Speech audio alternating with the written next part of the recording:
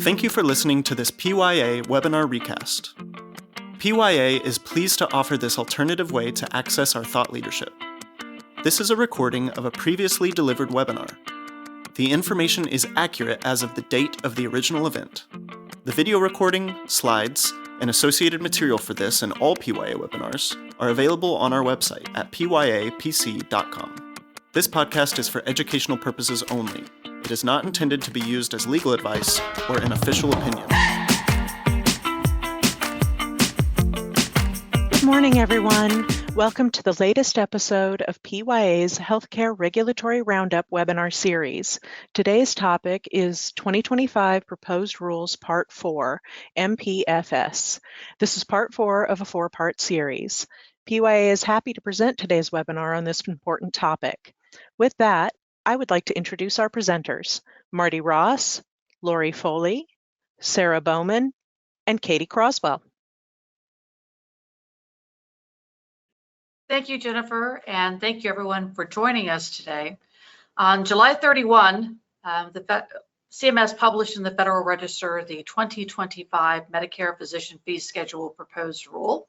It clocked in at 1,053 pages, and that is not including the numerous addenda that are published only on the CMS website. We have covered part of the rule in 2 prior webinars, and you see on your screen here the agenda from the July 31 webinar and the August 14 webinar, as well as the URL to access copies of the slides as well as recordings of the presentations from these 2 webinars. But today we're going to cover the last 5 topics for the Medicare Physician Fee Schedule final proposed rule, We're going to cover the quality payment program. Lori will dive into MIPS. I will discuss CMI request for information on the new proposed ambulatory specialty care model, as well as the changes proposed to the Medicare Shared Savings Program. Katie's going to talk about social determinants of health-related services, and Sarah's going to wrap up with the clinical laboratory fee schedule payment reductions. Of course, a not so gentle reminder that comments on the proposed rule are due on September 9th. Here we have a screenshot from my computer of the link on the Federal Register website to the proposed rule, and you see that green box down there that says submit a formal comment. It is as simple as clicking that box and either typing out your comment or attaching a file to submit your comments to CMS. I wish they would strike the word formal, because you can be very informal in making your comments, or you can go into a great deal of detail. But it is critical that we are weighing in as stakeholders on CMS's proposals. I checked this morning and it was well over 1,000 comments so far, but certainly there are more that can be added to the mix on a wide range of topics, several of which we're going to discuss today. So with that, Lori, let me turn it over to you to discuss the quality payment program proposals. Great. Thank you, Martie. This is definitely a topic between this one and the CMMI proposal that you will cover after this, where there are a lot of opportunities to make comments. So definitely encourage individuals to do so. We'll spend a few minutes looking at MIPS for the proposed rule for 2025. So that would be the performance year 2025 and the payment year 2027. Remember, there's always that 2-year lag. And if I step back and look at all of the updates in an aggregate, at least related to traditional MIPS and leading into some of the MIPS value pathways, which we'll talk about as well. I kind of see this year as a cleanup effort where they are tidying up, where CMS is tidying up some areas where perhaps there have been through a process has been generated, but it hasn't been codified in the regulations. So as we talk through today, you'll hear about a couple of areas where they're just kind of tidying up what has been historically a process, but not a rule, where now they're proposing rules. And then definitely related to that comment section, there are a number of areas to dig into as we go through for that. So looking at data completeness, starting off with quality, remember that the MIPS program has 4 quadrants. Quality is 30%, cost is 30%, improvement activities are 15%, and promoting interoperability is 25%. No changes. That has been in place for a number of years in the program. So for data completeness, the 2025 and 2026 performance years have been finalized in previous years' rulemaking. For 2027 and 2028, they are currently proposing to hold it at that 75%. In last year's rulemaking, they were proposing to increase that to 80%. So holding it at 75% gives everybody a little bit of flexibility for data issues and such as they're navigating through by not increasing that threshold on a proposed basis for these next 2 years. Hold in mind that 2027 will come back around to some predictions for that year that may change a little bit as we go along. There are currently 196 quality measures. They are proposing to add 9. 2 of those are patient-reported outcome measures, which gives some additional flexibility for those high priority measures and patient-centered measures to show progress and outcomes. They are making substantive changes to 66, or proposing to make changes to 66 of those measures in the inventory, and they're looking to remove 11 measures. So what you would want to be doing as we go through this process is look to see about those changes and those removals to see how they impact the measures that your group is currently reporting on or tracking for your providers. They also noted that this does not include QCDR measures because those are approved outside of rulemaking and therefore they're not included in any of these counts that we're talking about. So Marty, on the next slide, they did add some clarifications related to top-down measures. In specific, you'll go back one.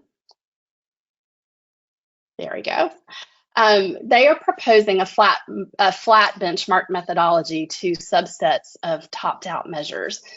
These include for those measures that are included as part of the Shared Savings Program, ACOs. Currently, the benchmarks are based on a single methodology that applies to all top-down measures. And so this one is allowing some changes, particularly in measures with specialty subsets, that there are limited choices and a high percentage of top-out measures. So that kind of was compressing the opportunities available for certain types of providers in order to provide or identify measures that were applicable to their clinical practice that they could still report on and still gain the necessary points through that reporting category. The measures will be identified or proposed to be identified each year through the rulemaking process. So just like we're seeing right now through a proposed process and then finalized later in the year. But a key thing here is the available points for scoring. As long as a provider scores above 84%, the way that they are kind of categorizing it, that provider would be eligible for 1 to 1.9 points, up to 99.9% at 8 to 8.9. So if you notice, a provider can get 100% if they attain 10 points. If they get 100%, they attain 10 points. What's missing? 9.0 to 9.99. And they really want providers to strive for as aggressive as possible to perform as well as possible. And so they took out any awarding of 9 points. If you get up to 99.9, the highest you can get is 8.9. If you're perfect, then you can get 10. No path there to get 9.0 to 9.99. They are also adding a complex organizational adjustment. They are proposing to count for organizational complexities, particularly that are facing APM entities as they are navigating, and then virtual groups when they are trying to report ECQMs. That adds 1 achievement point for each submitted ECQM for these entities that meet that data completeness and case minimum requirements. So those are outlined in the individual quality measures, but that adjustment cannot exceed 10% of the total available achievement points in the quality metrics. Last note on this topic, CMS is also proposing that Medicare's CQMs are available only to Shared Savings Program ACOs that would be scored using flat benchmarks for measures for the new measures' first 2 performance periods. So they're building in a runway for those measures to have a benchmark as they come in and go available. So when we look at minimum criteria, this is one of those areas where I think they are, and we'll reference this, where they're doing some cleanup. If you read through the narrative and the conversation, it sounds like providers have been penalized if they have submitted anything related to certain criteria, even if that anything was just the practice name and the tax ID number. There were no numerators or denominators, for example. They submitted data, the data didn't meet, so they might have been penalized in that particular scenario. With this, they establish minimum criteria that has to include that numerator and a denominator for at least one quality measure in order for it to be considered a valid data submission and thus be scored. And that, again, just is trying to hit, I think, or trying to clean up some scenarios for providers who were penalized but didn't necessarily have an opportunity or a path to remediate that efficiently. They are also adding APP plus quality measure sets, optional for MIPS eligible clinicians, groups, and APMs, but it's required for those MSSP, which will be required to report the measure set. And we'll talk a little bit about the APP plus quality measure set that are required, but you see that they are including a phased-in addition of the 5 adult universal foundation measures, which is a little bit of a mouthful, over the next several years. And you see breast cancer screening, colorectal cancer screening are coming in 2025.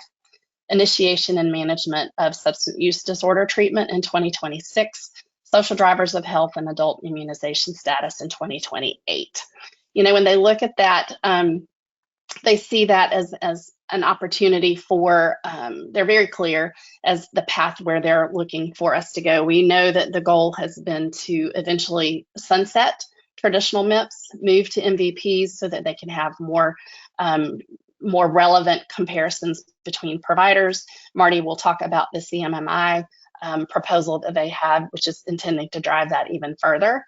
CMS has indicated through comments in this proposed rule that adding these adult universal foundation measures are just an avenue to help people get more familiar with them so that those transitions are a little bit smoother as they move on. Looking at the next slide, on multiple submissions, again, cleaning up some housekeeping, it sounds like providers through their reporting of quality have intentionally or inadvertently submitted multiple measures and or multiple submissions in the quality area, and they are trying to just be very clear on what's going to get scored, what's not going to get scored. So if a tax ID submits information and it comes from 2 different organizations, so for example, the practice submits through their EMR and then they also submit through a registry. 2 different organizations, one's coming from the tax ID, themselves, and then one from a third-party intermediary. CMS will calculate both scores and they will assign the higher one. If it's coming from within the same organization, and their examples are that you've got multiple practice managers and you've got 3 different practice managers, they all submit. The last one submitted will be the one that is scored, and that score will be applied. So it wouldn't be an assessment of which of the 3 is better. It would just be the last one submitted, and that score would carry. And so it's they do add the distinction because some providers do self-report through different paths. And in that situation, that would be, that is not subject to this multiple submission rule. Those would be scored individually and applied as appropriate. For the MVP population health measures, they're proposing to score all of the population health measures and apply the highest scoring. And we'll talk about MVPs in just a few minutes a little bit deeper, but recall that entities and organizations have to register for an MVP. When they register for that MVP, they are selecting which MIPS value pathway that they are selecting. And at the time of registration, they currently have to choose which population health measure that they want to be scored on. CMS is trying to make it easier for individuals to go the MVP route. And so rather than have somebody commit on the front end as to which measure that they would be scored on, they are proposing to score them all and then assign the highest value so that removes a barrier for adoption. So shifting now to cost, MIPS is adding 6 episode-based cost measures with a 20-episode case minimum. That 20-episode minimum is pretty consistent. One of those measures is an acute inpatient medical condition for respiratory infections. And then they're adding 5 chronic conditions, as you see here. So chronic kidney disease, you see a theme there, chronic kidney disease, end-stage renal disease, kidney transplant management, and then 2 extras, one related to prostate cancer and the other related to rheumatoid arthritis. They are making significant updates to 2 existing measures related to cataract removal and inpatient PCIs. they're codifying removal criteria. So when would a cost measure be eliminated? So if that's a deep interest for you, something you can read a little bit further. But they are making substantive proposed revisions to the cost scoring methodology for this performance year, for 2024, the one that we are currently in. So if this goes through as proposed, it would be, I guess, sort of retroactively immediately effective for 2024 and how you are going to be scored for this current performance year. It's currently based on benchmark decile ranges and the corresponding percentiles for which the MIPS performance falls. They're proposing to change that to be a set median of 7.5, which is the current performance threshold equivalent. And then providers will be scored positively or negatively based on standard deviations from positive or negative from that 7.5. So a big shift in methodology. If you remember all the tables and your score falls here and you're in this decile, you get this many points. Now it would be a plus minus of, I think it was 0.5 to the positive, 2.5 to the negative. So depending on how you are ranked based on those standard deviations. So that will be something to look at and weigh in on if you have a concern related to that. There were on improvement activities, they always change the inventory each year. So this would be looking at 106 improvement activities, adding 2, modifying 2, and taking away 8. Again, codifying that removal criteria back in the housekeeping bucket. They are also proposing to remove the weighting. So if you recall right now, you've got in your improvement activities, each activity is either assigned a medium weight or a high weight, and you need a certain number of points. And so you need a different number of combinations of activities to get to those points. Again, they're trying to remove barriers and make it easier for providers to navigate, manage, and so they are proposing to remove those weightings. And then they are also proposing to remove the number of required activities. If you see here, if you are part of an MVP, you elect to go that route and register for that, then you are only required to report on 1 improvement activity. If you have a special status, which currently also allows providers to essentially navigate to half of the required points of a traditional provider, again, only 1 activity. And those special statuses are small groups, so providers with less than 15 clinicians, a provider that's in a HPSA health professional shortage area, in a rural area, or they're non-patient facing. Then those providers only have to do 1 activity. And then all other traditional MIPS participants have to do 2 activities. So we mentioned at the onset, and we'll continue to talk through CMS's goal for providers to continue to transition to these MIPS value pathways as they come out. You see that they're adding these incentives by only requiring 1 activity to be participated in order to meet that measure. The minimum criteria must be able to add a yes response for at least 1 IA activity, again, cleaning up accidental submissions, and then the same criteria for those multiple submissions, again, codifying in the rules how exactly they will be handling those. Shifting to the promoting interoperability, the automatic reweighting, for 2024, clinical social workers are the only providers for which automatic reweighting of the PI category is occurring. In prior rulemaking, this was the last year for that to occur automatically. So they just note that they are not extending that for social workers. It will expire in 2025. That means that from a clinician type, there will no longer be any automatic reweighting. There will be the ability to continue automatic reweighting for certain special statuses, as you see here. So ASCs and hospital-based, non-patient facing, and small practices. There will be, again, minimum criteria required elements before they will score, again, adjusting for those accidental scoring situations. For multiple submissions, they will score everything that's submitted and they will apply the highest across the board. And then that subgroup reporting will continue, based on the existing policy that the subgroup is required to report the group. They can't segment promoting interoperability to the subgroup level, so it will continue to be tracked at the group level and applied across the board. Some changes that are being promoted for, proposed for final scoring. Historically, there was no reweighting policy to address when a third party did not submit data on behalf of a clinician in those circumstances where it was beyond the clinician's control. So they are, again, codifying that providers will have an opportunity to request reweighting where they can't get to the data or a third party intermediary did not submit the data as the provider had intended. The providers delegated that to the third party, and the third party didn't get it submitted by deadline. Again, there wasn't a formal codified process to follow in those scenarios previously, so they were putting a path in place.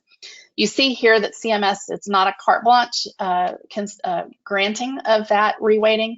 CMS will look to see specific circumstances related to the agreement that the provider had in place with a third-party intermediary, what types of issues were identified, what the provider did to remediate those issues, and in fact that the issue itself caused the data to not be submitted.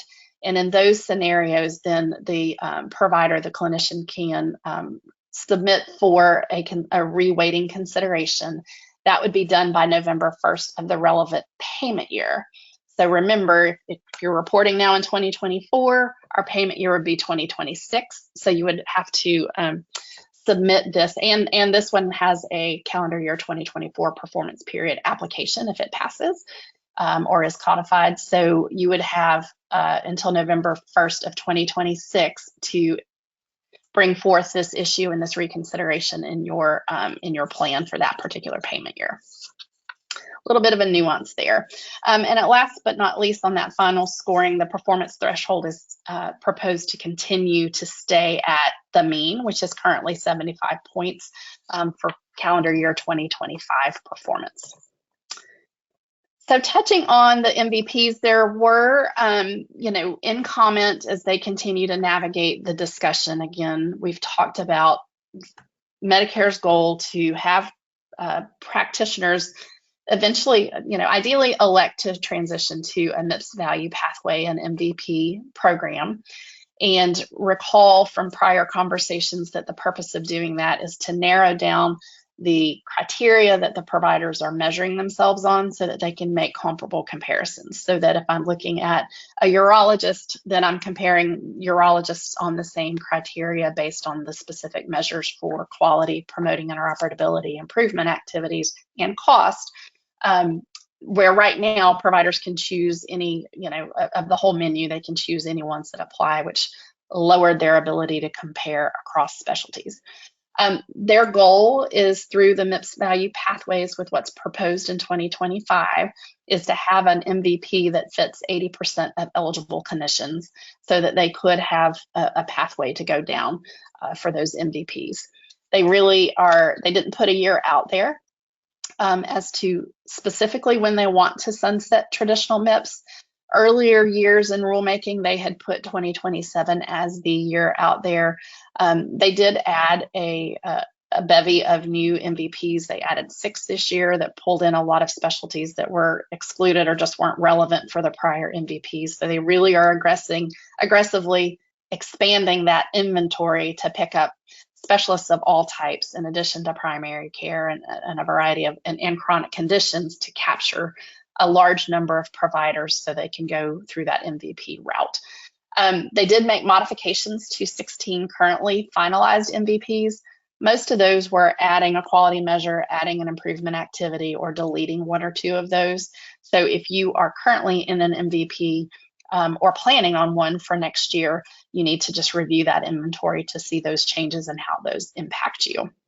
And then they also proposed a consolidation of 2 neurology measures into 1. Again, really just looking to get that new model underway.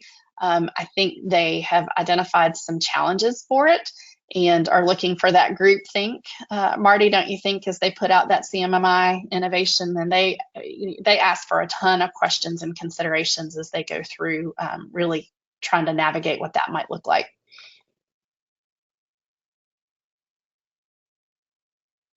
Always good to click the unmute button. CMS, as you know, stands for Centers for Medicare and Medicaid Services. Centers is plural.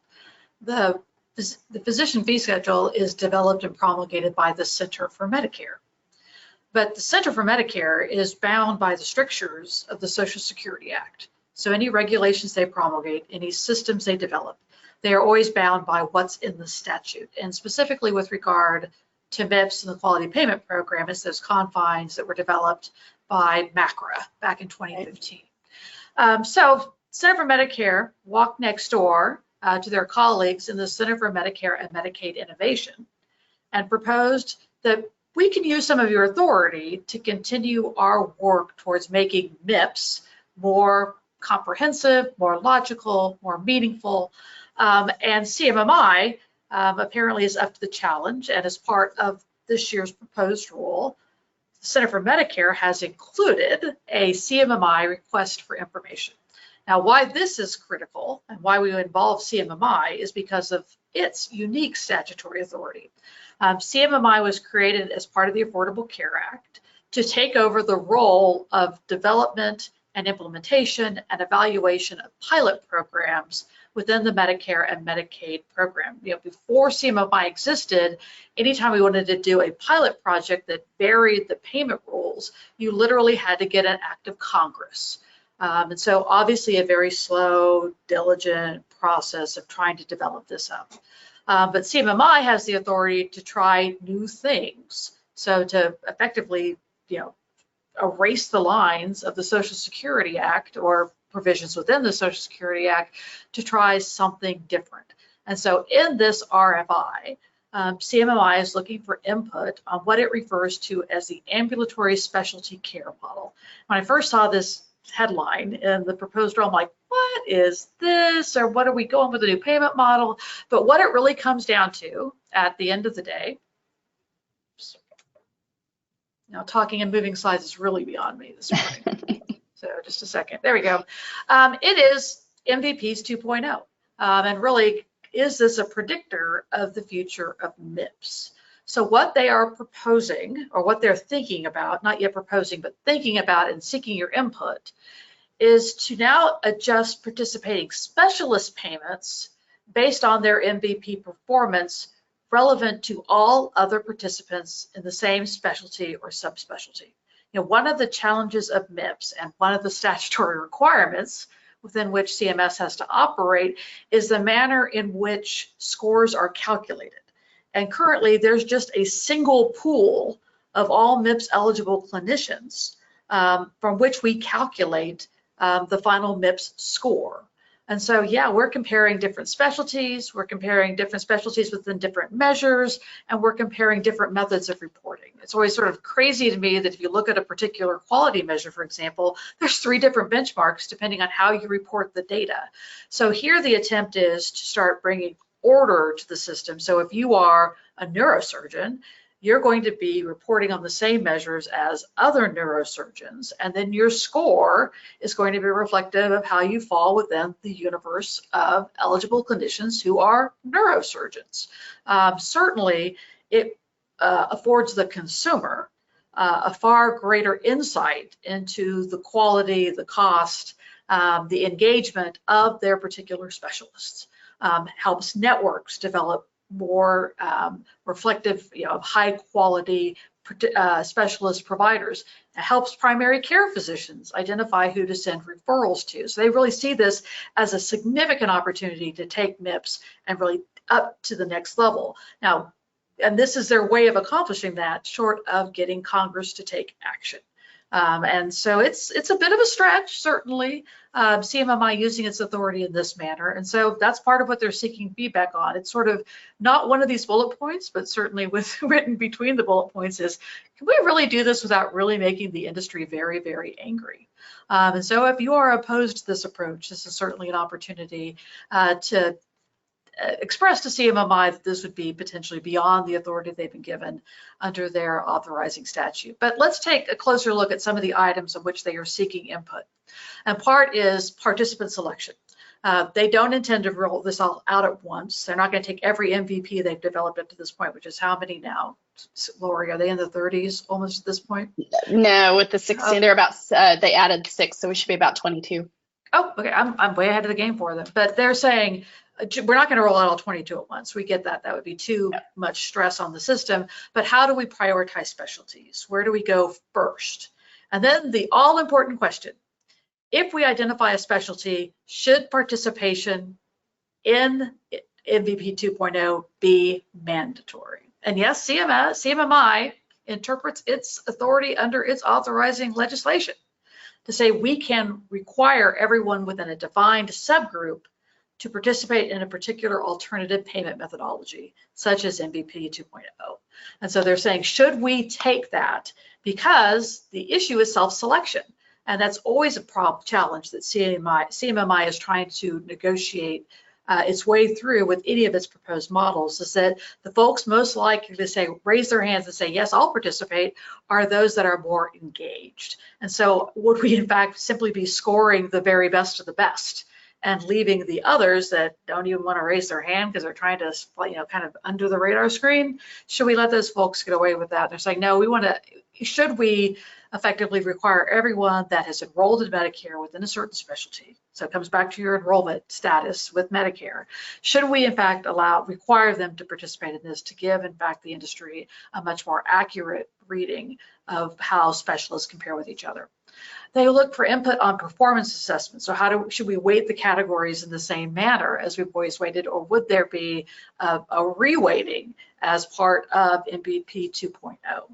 They look to patient payment methodology, which is a question to the industry. How much is enough to get you to do something different? Either pay you more or penalize you more. But what's going to move the needle for these specialists? Are they going to be willing to take a bad score because of the work involved in using an MVP and the additional reporting requirements that are associated with that? Or is it simply the bright sunshine of transparency going to be sufficient that we are going to actually score specialists? Is that enough to get them engaged in this process as well? They want to consider, how do we promote partnerships with accountable care entities as well as primary care providers? Should we do surveying of primary care providers to get input and feedback on specialists? They look for anything on HIT and data sharing you want to express in comments, health equity, and then also multi-payer alignment. What are the opportunities to align this with MA plans, to align this with other commercial payers, to look at state Medicaid programs, so that we're getting an accurate picture across of what a specialist is actually doing. So it's a big kind of between the lines RFI. It's not, and when you read the proposed rule, it's nowhere near the discussion of MIPS. It's like in a whole several hundred pages separately. So something that really does need our attention, because given how quick they've moved with MIPS and MVPs, Lori. The MVPs in particular, yep. Exactly, they are ready to jump into this one and at least start a few specialists. So even if you're a specialty that doesn't want to be selected, it's probably a good opportunity to weigh in. And Martie, we've talked, and I know we've talked to some hospital associations and some national organizations that have, I think, really pushed for MIPS to be MIPS, whether it's MVPs or traditional MIPS, to be gone, right? That it's not effective. It's creating a burden. It's not creating value.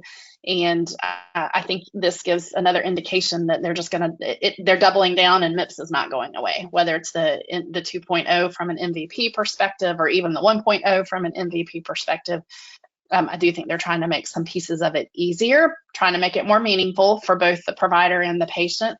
But I don't see it sunsetting completely and it just being abolished.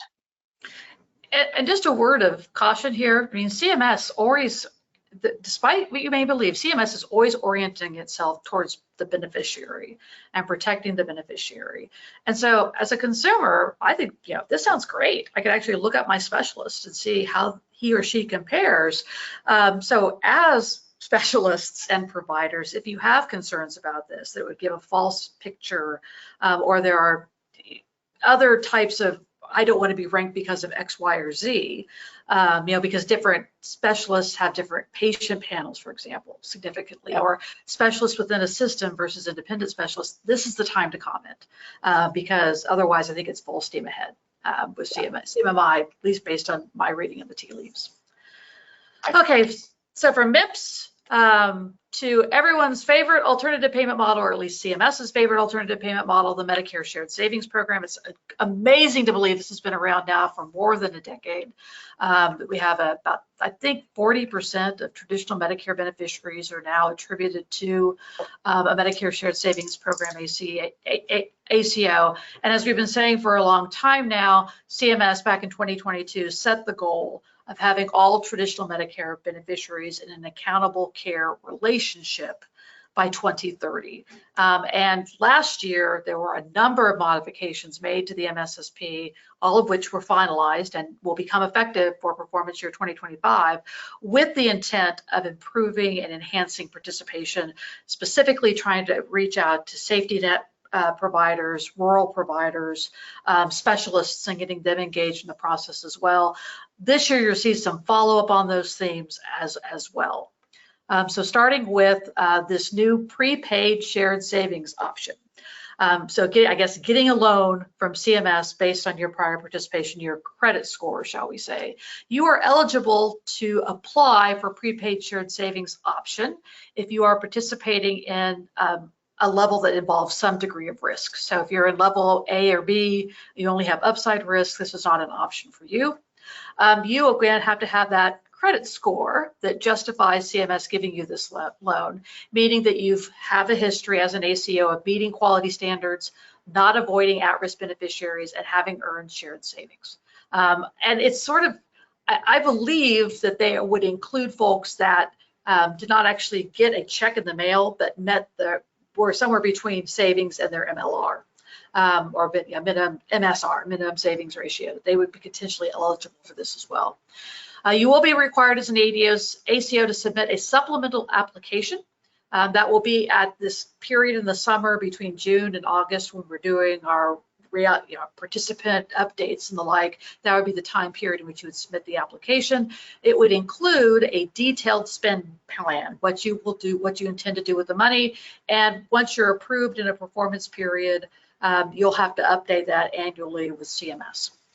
The amount you would receive as prepaid shared savings is calculated using a detailed formula that I don't even pretend to understand, but it is looking at the number of beneficiaries you have, your historical performance and the like. It's going to be then paid out quarterly throughout the period, your performance period.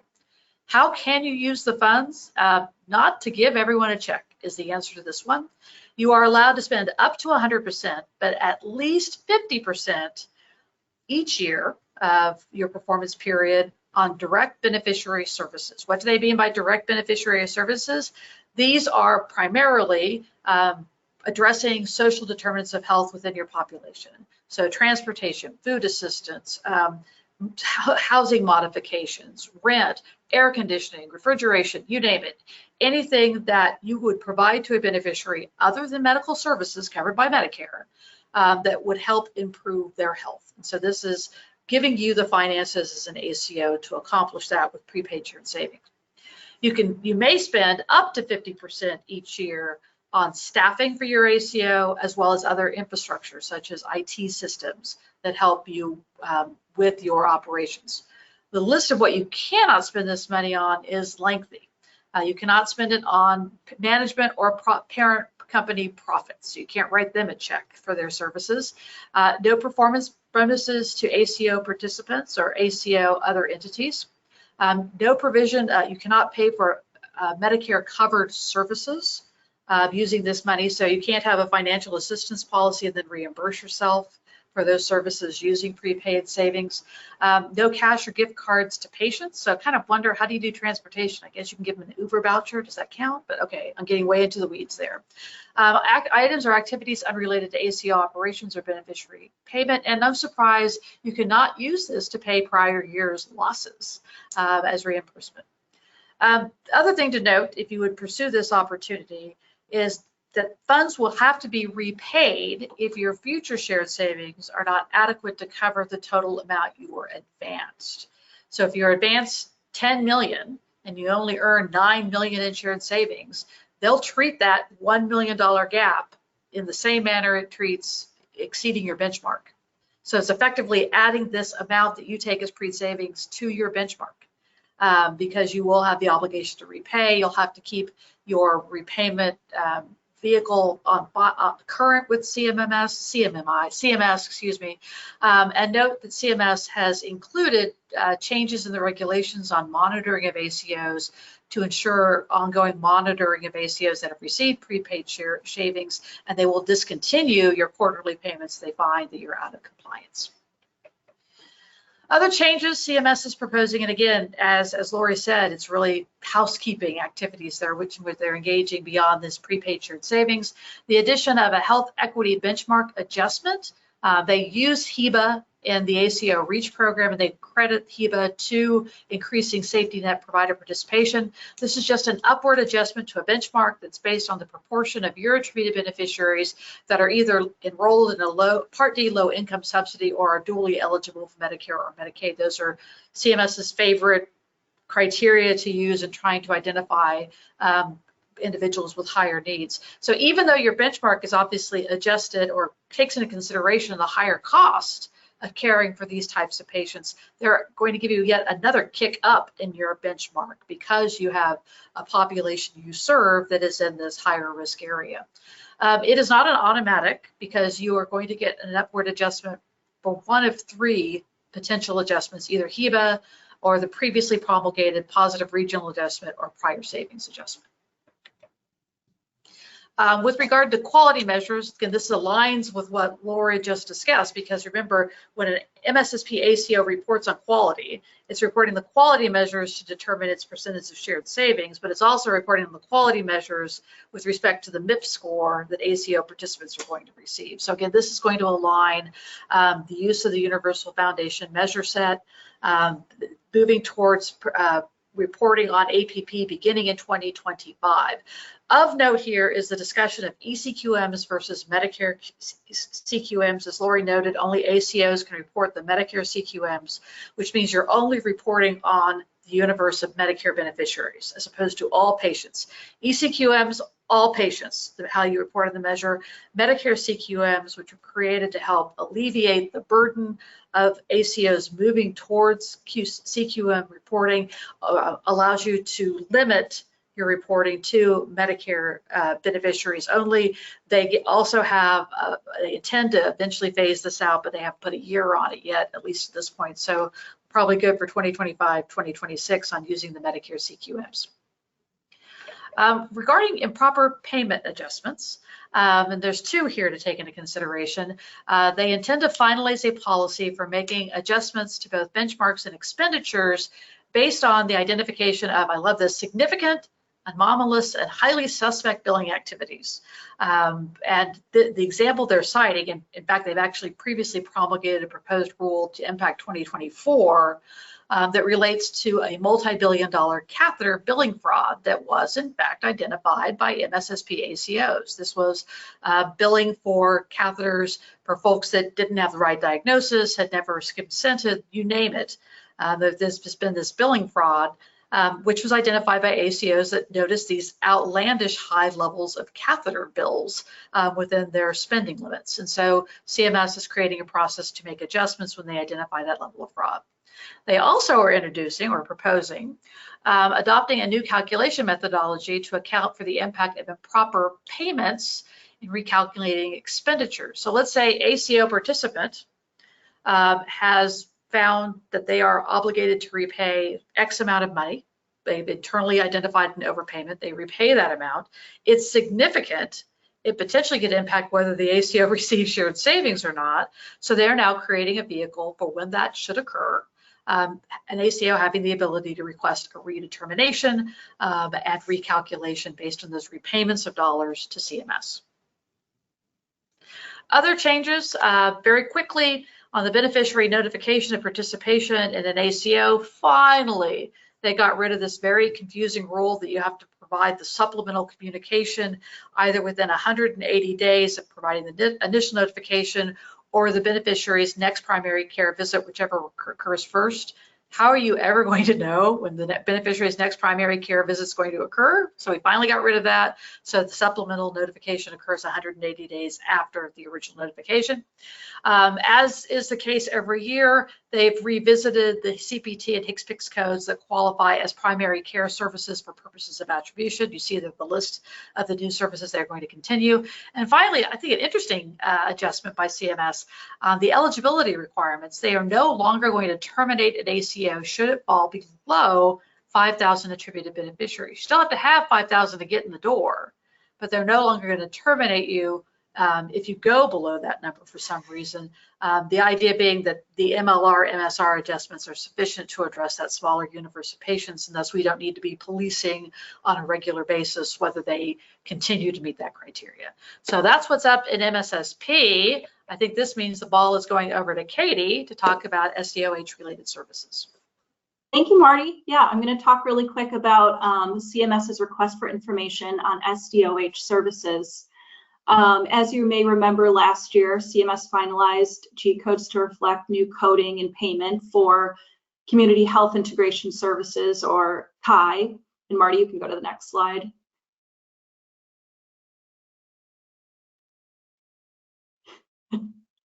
Technology, thank you. Social Determinants of Health, SDOH, and Principal Illness Navigation Services, or PIN. And now this year, CMS is requesting feedback for additional policy refinements or other factors to consider. In the proposed rule, they bring up, any barriers to furnishing these services. They want to hear about it, the types of personnel performing these services, and are there any barriers to their training or certification requirements? Any related services that maybe are not described by the coding finalized in 2024, payment for these services and how to improve utilization in rural areas. Next slide. Are the services described by the codes allowing practitioners to better address unmet social needs that interfere with their ability to diagnose and treat patients?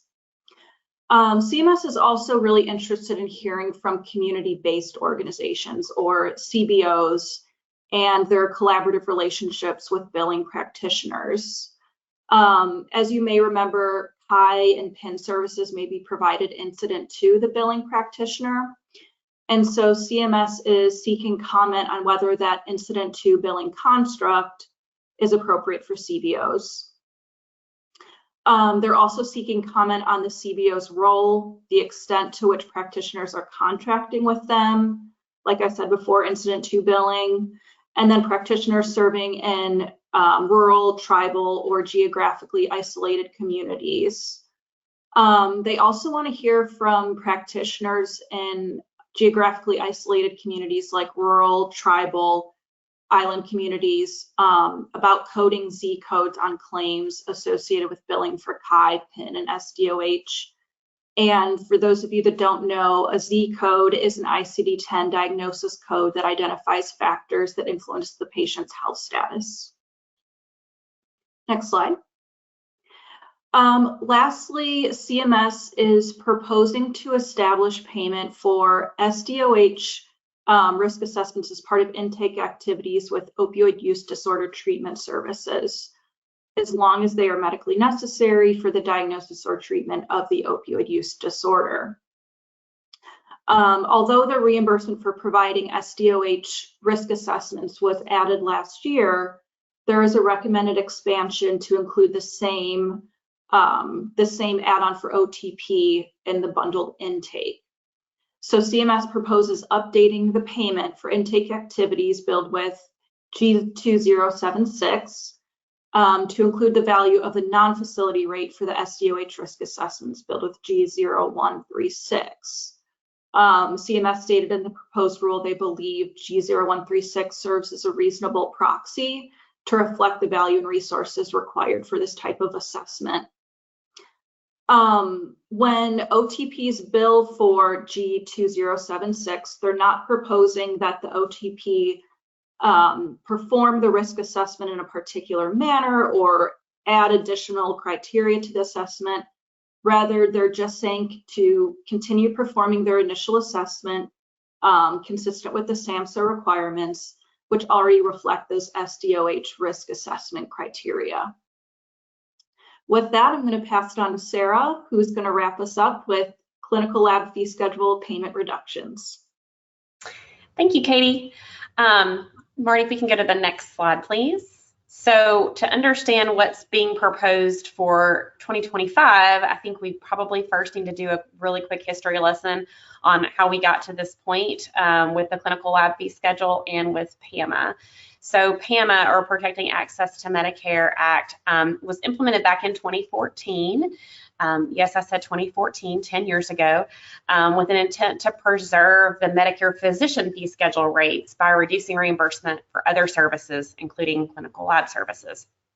So up until 2017, before PAMA was enacted and put into effect for the clinical lab fee schedule rates, those rates were fee schedule driven. They were geographically focused, state specific, somewhat similar to the Medicare Physician Fee Schedule, and payment was generally the lesser of either the amount billed or that fee schedule specific rate that's geographically specific. And in some instances, a national limit may have been imposed on those services as well. So rates were kind of fee for service, what we're typically used to seeing within Medicare from a payment and reimbursement perspective. Rates were updated regularly for inflation based on the Consumer Price Index. So in 2018, when PAMA came into effect for the clinical lab fee schedule services, not only did the reimbursement amounts that are being paid for the clinical lab fee schedule change, but the methodology of the rate setting changed as well. So rates were no longer set based on that geographic location or inflationary adjustments from a consumer price factor standpoint. Instead, payments were national. So every CPT code, every lab service had one specific reimbursement rate, and that rate was driven on an analysis of the weighted median of private payer rates and updated on every 3 years. So quite the shift from what we had previously seen for lab services historically. And because I said private payer rates, you may recall that that methodology also under PAMA introduced required reporting cycles, because Medicare had to get information from all of these various applicable laboratories on what their reimbursement rates currently were or are for private payers. So the data collection period initially was a January to June of 2016 data period. That was the data collection period. For our reporting period that occurred during the first quarter of 2017, so January through March. That first round of data collection was a little confusing. It was a little problematic, and so CMS continued to get comments during proposed rulemaking and implemented 2 changes in their 2019 rulemaking surrounding the definition of what constitutes an applicable laboratory. There was confusion among providers as to who was required to submit. So they took that feedback into account and excluded Medicare Advantage plan payments under Part C from the denominator of the Medicare revenues to enhance or broaden the number of labs that would qualify for the reporting. They also amended in 2019 the rulemaking to include hospital outreach labs that bill Medicare Part B, all of that with the intent to get a better and more representative sample of laboratories reporting, so that weighted median rate that they're paying for those lab services was a better representation of other labs across the country. So during this time, overall payment reduction amounts for lab services were capped at 10% in the aggregate.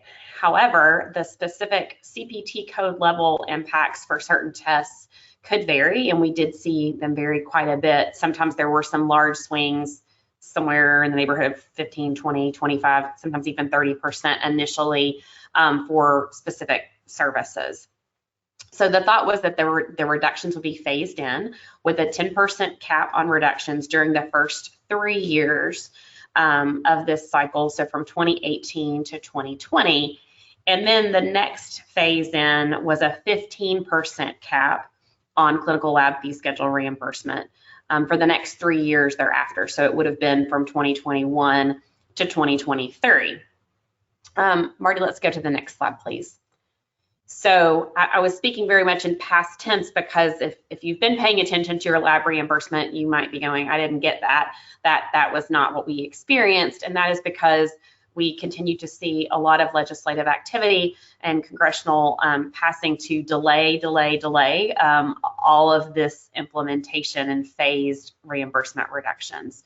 So the 10% payment reduction cap did remain in effect in 2019 and 2020.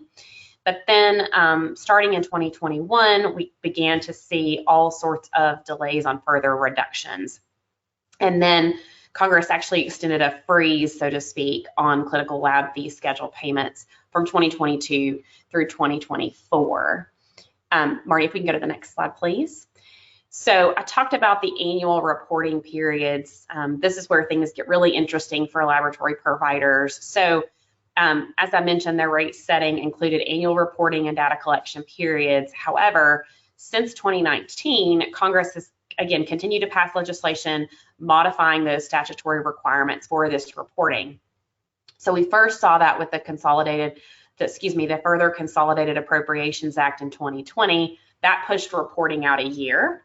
Then we saw additional amendments with the CARES Act in 2020. The CARES Act both delayed the reductions in reimbursement and also stated that in 2021, they were going to kind of hold that reduction to say, okay, and there shouldn't be any reduction in 2021 as compared to 2020. At the end of 2021, we see the Protecting Medicare and American Farmers from Sequester Cuts Act. That just rolls right off the tongue. That shifted reporting so that there weren't not any reporting requirements from 2020 through the end of 2022. So that act said we're going to pick the reporting back up in 2023 and continue that for every 3 years thereafter. But because it failed to modify the data collection period that would apply, the next cycle continued to be based on a data collection period from 2019. So a pretty old data subset that we're looking at and thinking about when we're thinking about how this is going to impact Medicare reimbursement across the country for lab services. In 2023, we see the Consolidated Appropriations Act, which delayed the reporting again 1 year. If you're still with me, you might be picking up on a theme. Everybody's just going to push the ball down just a little bit, just down one more year. So like the Protecting Medicare and American Farmers Act that I had mentioned, it again failed to address that data collection period. So we're still using pretty old information at this point. And then last but not least, I don't want to forget, we had the Further Continuing Appropriations and Other Extensions Act in November of 2023 to be effective for 2024.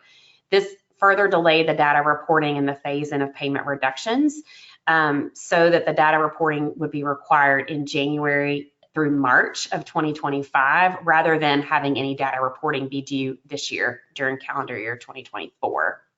So because of all of this activity, if you're still with me, we've only had 2 data collection periods and 1 reporting period during this entire time, so from 2018 till now.